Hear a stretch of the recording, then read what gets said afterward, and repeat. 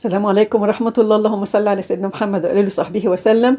25 قطعة كفتة يا بنات، من ربع بانيه وقطعتين، يعني قطعتين كانوا زيادة وربع بانيه هتعملي الجمال ده كله. شايفين 25 قطعة، توفير التوفير، لون طعم وريحة ما اقولكمش عليها، حاجة فظيعة. طيب من جوه بقى عايزين نشوف قلبها. شايفين بيضة.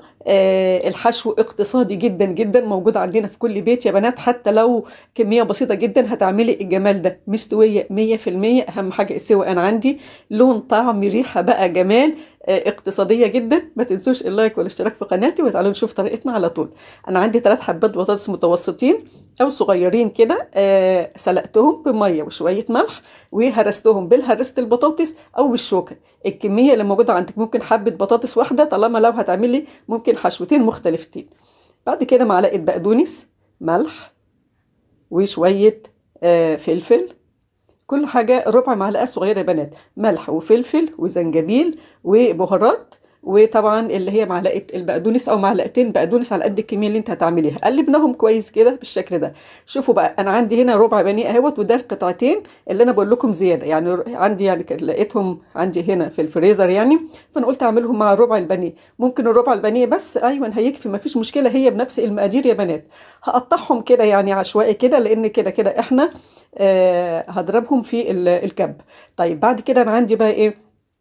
ده 2 كايزر يا بنات، رغيفين كايزر كان عندي برضو في الفريزر. لو عندك عشفينو هينفع برضو، مفيش مشكلة. طب ما عندكيش عشفينو ولا كايزر، هتعملي عندك لو بقسماط هيمشي برضو، مفيش اي مشكلة. طيب انا هنا الكايزر زي ما انتم شايفينه كان في الفريزر، طبعا القشرة هتكون يعني متشالة كده. انا هحاول اشيلها عشان انا مش عايزة اللون اللي هو الاحمر ده، انا عايزاه اللي هي اللون الابيض بس. سواء العيش الفينو هتشيلي الوش بتاعه او القشرة بتاعته يعني، او اللي هو لو كان عندك كايزر برضو زي ما كان عندي كده. حطيهم بقى في الكبة، اضربيهم كويس جدا لغايه ما يبقوا بودره. شايفين؟ انا عايزه اللي تبقى بودره بالطريقه دي. طيب بعد كده بقى ايه؟ هجيب اللي هي الفراخ بتاعتي اللي انا قطعتها، اللي هو البانيه يعني، ده صدور اللي هي بانيه، وهضربها كويس جدا جدا في الكبه بتاعتي.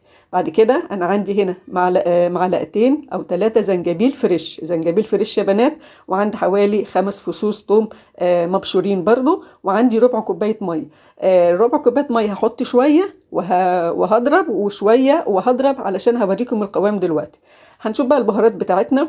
انا عندي ملح، وعندي 7 بهارات او بهارات فراخ، فلفل اسمر، وعندي كيس فيجيتار حار او عادي، ده حسب رغبتك. تمام. وبعد كده اضربي بقى كويس جدا. انا هنا خلصت ربع كوبايه الميه يا بنات، لغايه انا كل شويه هحط شويه ميه كده وهضرب شويه، يعني بص حوالي معلقتين 3، واضربي علشان ما تبقاش طريه جامد يعني جدا منك.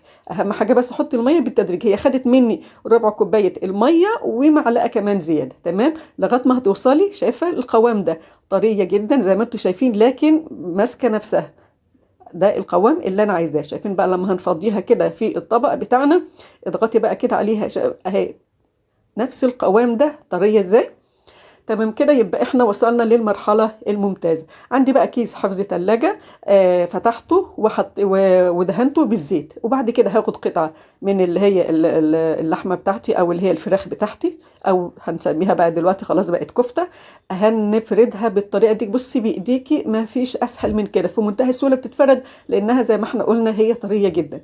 الحشو بتاعنا اهوت، احنا طبعا جهزناه خلاص. ايديا بقى هنا يا بنات بتبقى مدهونة زيت علشان البطاطس ما تلزقش فيها. اهم حاجه بس تدهني ايديكي زيت قبل ما تشتغلي، يعني بعد ما فردتي اللي هو الكيس بتاعك هتدهني برضو الكيس دي زيت، وايديكي برضو هتدهنيها زيت.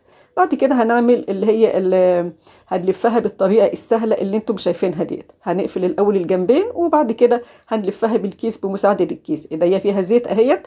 وبعد كده جبت انا قطعه. طيب هنا بقى اللي هو الحجم بتاع الكفته او صباع الكفته ده اختيارك، لو انت عايزه صغير او وسط او كبير هتكتري اللي هي حته اللي هي الكفته اللي انت بتحطيها بتفرديها على حسب رغبتك يعني. انا فردتها واتبني الكيس. على فكره الكيس ده بيسهل جدا، مفيش مشكله. وبرده زي ما احنا متفقنا نحط زي نقطه زيت كده على ايدينا، ونفرد عليها قطعه اللي هي الحشو. حشو اقتصادي وسهل، وطعمه فظيع في البطاطس، طعمه فظيع في الكفته.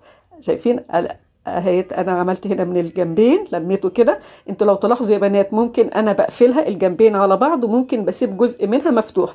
الطريقتين ممتازين وحلوين جدا. ظبطيها كده، شايفين بيطلع الكفتة عاملة ازاي؟ فظيعة. نعمل كمان واحدة.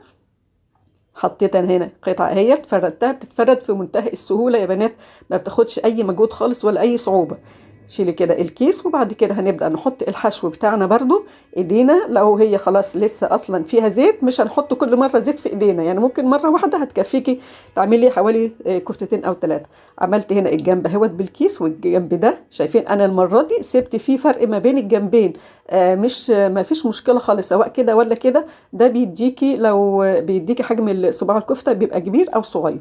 25 قطعة ما شاء الله من الكفتة. انا طبعا انا عملت هي حوالي 3 اللي هي الدايواري اللي زي الفلافل كده. بعد كده عندي نص كوب حليب وبيضة، اقلبهم كويس لغاية البيضة ما تدوب خالص. بعد كده بقى الكفر بقى عندنا. انا عندي كوباية اللي هي كورن فليكس، اللي هو اللي بيتباع من عند العطار، اللي هو الخشن يا بنات، بس بطحنه انا، لازم بطحنه يا بنات. بعد كده وكوباية اللي هي البقسماط ده اللي عندي اسفة. البقسماط اللي عندي فيه فيجيتار، يعني بقسماط على فيجيتار على مثلا شوية بقى بهارات بهاريهم. او انا برضو بجيب من عندي هنا في مخبز اللي هو اللي بيبيع الجلاش وبيبيع اللي هي السمبوسك والكلام ده كله، بيبيع بقسماط بيبقى مبهر، بيبقى في منتهى الروعه. بس انت لو ما عندكيش الكلام ده كله، كفايه الفيجيتار، كيس فيجيتار على البقسماط العادي بتاعك. قلبناهم كده كويس، وعندنا نص كوب دقيق، يبقى اذا عندي نص كوب دقيق والكورن فليكس ومع البقسماط والحليب مع البيضه. هنحط الاول في الحليب، الاول في الدقيق، بعدين حليب، بعدين البقسماط بتاعنا. تمام كده. هنرجع تاني، بصوا اهوت هنعمل مرتين في الحليب يا بنات، مش مرتين في الدقيق، حليب بس. المرتين هنحطه في الحليب، وهنقلبها كده كويس اهيت. بصوا ما شاء الله، لان الكفر لما بيبقى مرتين بيدينا حجم كمان كويس. الدقيق، بعدين حليب مع البيضة، وبعد كده اللي هنا اللي هي البقسماط او الكورن فليكس مع البقسماط. طب انا لو ما عنديش كورن فليكس او ما بحبوش او مش عايزاه، خلاص عادي ممكن البقسماط بس هينفع. لو ما عندكيش اللي هو الكورن فليكس. وممكن طيب الكورن فليكس بس ينفع يا حنان؟ بس المهم يكون مطحون كويس، يكون يعني علشان يمسك في الكفتة بتاعتنا. ممكن برضو كورن فليكس لوحده بس يكون مطحون. وممكن تبهريه برضو بشويه بهارات كده عشان تديكي طعم للكفته، الكفر يكون طعمه جميل. طيب انا هنا بقى عملت ايه؟ يعني قلت بدل ما هعمل واحده واحده، لا انا عملت حوالي 3 أو 4. الاول دقيق، بعدين الحليب، وبعدين حطيته مع البقسماط زي ما انتم شايفين كده. بعد كده هرجع اعمله بقى كده، اقلبهم في البقسماط دي أول مرة، وبعدين هحطه في الحليب، وبعدين هرجعه تاني في البقسماط علشان أعمله تاني مرة. أخلص بقى أنا كل الصوابع بتاعتي كده بالشكل ده. أحطه برضه في البقسماط دي أول مرة أحطه في البقسماط، وبعد كده ده تاني مرة، وبعد كده أهم حاجة بس المرتين احنا هنحطهم في اللبن، لكن الدقيق بنحطه مرة واحدة. بعد كده بقى هغلفنا اللي هي المرحلة الأخيرة من البقسماط كده في الطبق. طلعنا 25 قطعة ما شاء الله، يعني كمية فظيعة يا بنات، اقتصادي جدا، في منتهى السهولة ممكن تعمليها. عندي بقى زيت زي ما انتم شايفين كده سخن. اهم حاجة النار تكون وسط، ما تكونش هادية علشان الكفر ما يفكش مننا وما تبقاش ظريفة، وما تكونش عالية علشان الكفر برضو يتحرق مننا او يحمر بسرعة قبل الفراخ ما تستوي من جوه. طلعيها بقى، يعني مدة السوا قد ايه؟ ممكن من 5 ل6 دقايق. طلعي، شايفين بقى الجمال؟ لا فتحت ولا عملت وهنا اي مشكلة. ما شاء الله نفشت شوية. طعمها بقى ما اقولكمش والله في منتهى الجمال والروعة. ما اقولكمش طعمها فظيع قد ايه، اللون بقى والطعم حاجة حكاية بقى. خلصي بقى كميتك بقى بالشكل ده، برضو على نار متوسطة زي ما احنا قلنا، او كمان يعني قريبة من يعني نار متوسطة مش عالية يا بنات، علشان تاخد سواها المظبوط. خلصي بقى الكمية كده وطلعيهم، يبقى انت كده عملتي احلى كفتة في حياتك ان شاء الله. طيب المرحلة بقى ديت يا بنات احنا هنجمدها ازاي او هنفرزها ازاي؟ بعد ما عملت البقسماط، انا بعد ما حطيتها في البقسماط ديت هنجمدها، مش بعد كده هنحطها في الطبق هنا الفل دوت. وبعد كده تحطي مثلا 5 قطع او 6 قطع اللي يريحك. في كمان الاطباق اللي هي بتبقى مربعه مش كمان مستطيله بالشكل ده. ادي الكميه دي اللي انا هفرزها، غطيتها طبعا بستريتش راب ونحطها في الفريزر. ويا بنات لما تيجي تقليها وهي متفرزه، تقليها وهي متفرزه مش لما تسيبيها لما تفك. تمام. خلصنا كده الكفتة بتاعتنا بطريقة سهلة وبسيطة، كمية كبيرة جدا فرزنا منها وأكلت الأولاد وأكلت حبايبك. شايفين السوا، درجة السوا جميلة جدا، الحشو اقتصادي جدا جدا، في منتهى السهولة. عملت كمية كفتة روعة مع مكرونة بقى مع عيش وطحينة، حاجة بصراحة في منتهى الروعة والجمال. يا رب الفيديو ينور رضاكم وتنفذوه، والسلام عليكم ورحمة الله وبركاته.